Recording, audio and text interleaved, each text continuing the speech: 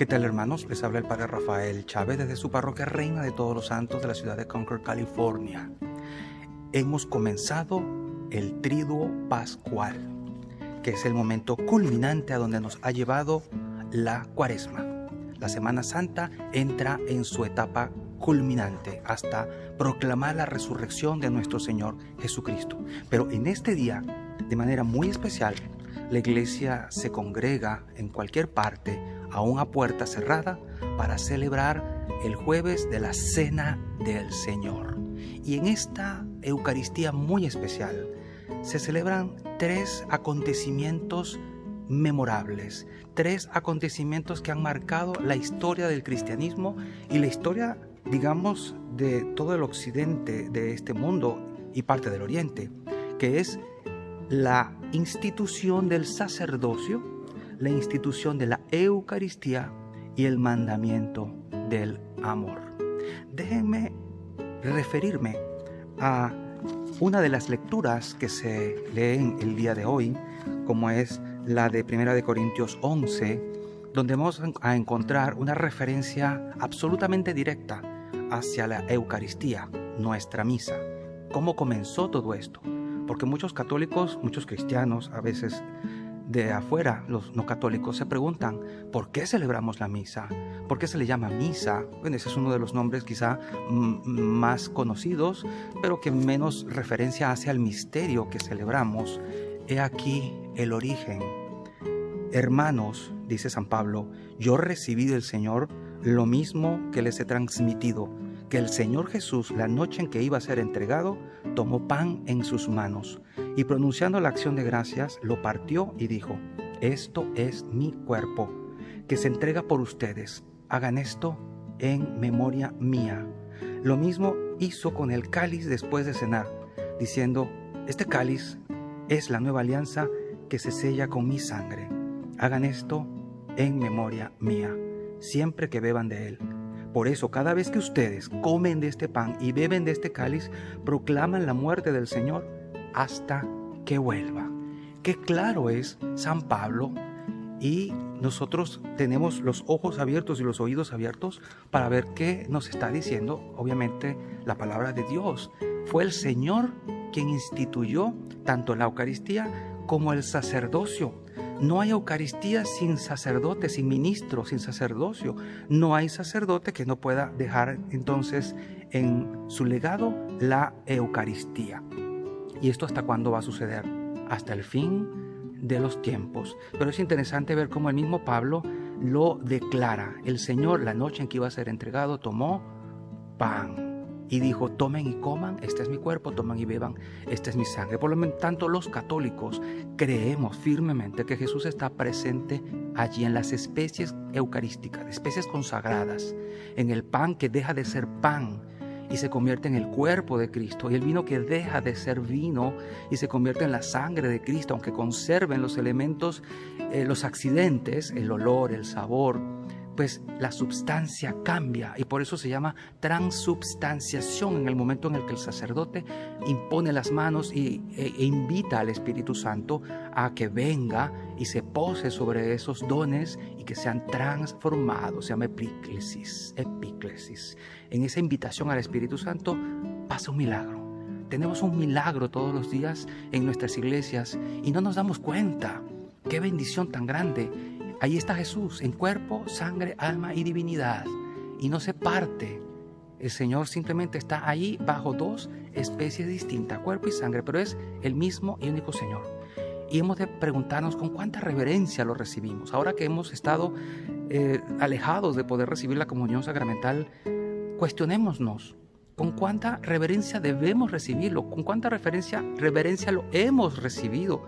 Ahora que no podemos recibirlo, preguntémonos, ¿estamos preparándonos para cuando podamos recibir de nuevo el cuerpo sacratísimo de Jesús, la sangre preciosísima de Jesucristo? ¿No nos habremos acostumbrado demasiado a comer de su cuerpo y a beber de su sangre, tanto así que hayamos hecho de esto una rutina en la cual se le haya perdido incluso el respeto? Porque a veces uno como sacerdote ve cómo los fieles vienen a recibir la Eucaristía y lo hacen con un desdén y una falta de reverencia insólitas.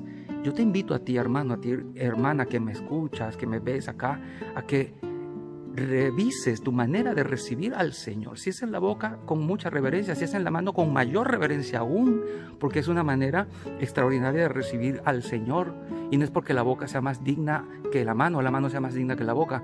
Ambas son partes de tu cuerpo.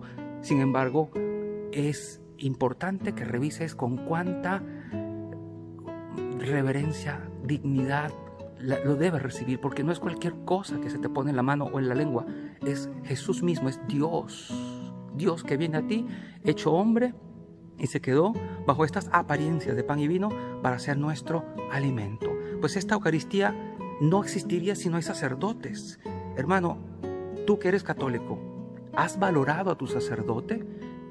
¿Has rezado por tus sacerdotes?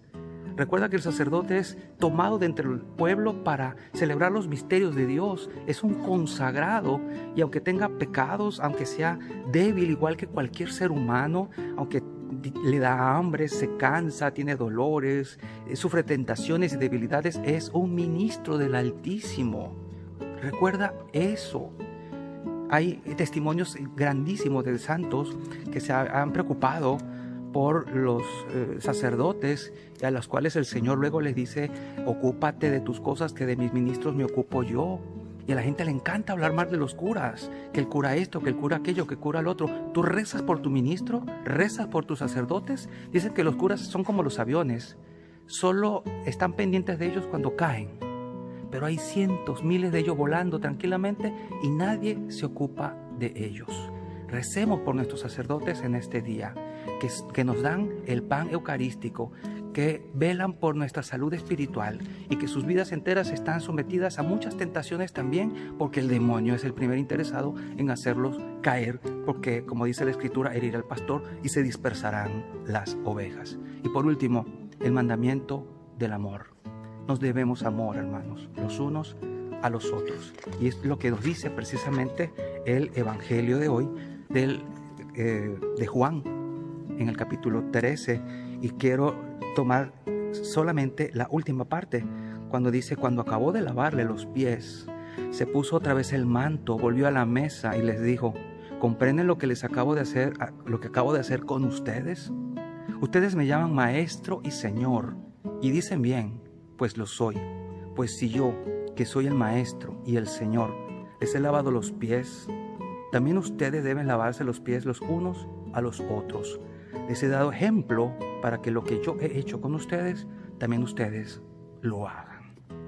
El Señor es el maestro y se abajó hasta tomar la condición de esclavo, pasando por uno de tantos, dice San Pablo. Por lo tanto, si el Señor, que es el maestro y Señor, ha hecho esto por nosotros, por los suyos, con cuánta mayor razón nosotros no hemos de hacer lo mismo. El que esté más arriba, que sea el servidor. Nosotros no hemos terminado de entender el Evangelio, y por el contrario, el que está más arriba oprime, pisotea al que está más abajo. Y eso no debe ser entre nosotros los cristianos. En la casa, a veces el que está arriba oprime al que está abajo. En el trabajo, el que está arriba oprime al que está abajo. Y todo el que tiene autoridad usa de su autoridad no para servir, sino para oprimir. Y el Señor nos ha dicho que es lo contrario.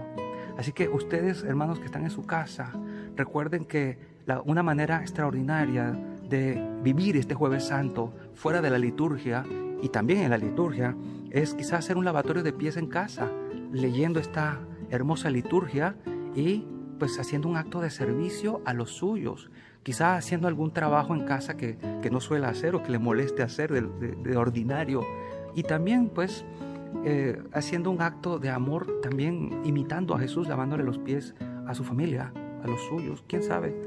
Quizá todo esto ocurrió para que de alguna manera tomemos conciencia que tenemos que hacer esto, tenemos que servir desde todos los puntos de vista posibles.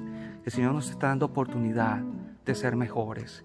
Y este Jueves Santo obviamente es una oportunidad para tres cosas: para orar por nuestros sacerdotes, para valorar la Eucaristía y para pensar en cómo servir mejor a los nuestros y amarlos de corazón y efectivamente. Y que el Señor Todopoderoso, Padre, Hijo y Espíritu Santo, descienda sobre ustedes y les acompañe siempre. Manténganse en su casa, protéjanse, sigan las normas, no salgan si no es absolutamente necesario, para que vivamos este triduo pascual, estos 3 días que vienen, de la manera más santa y reverente posible.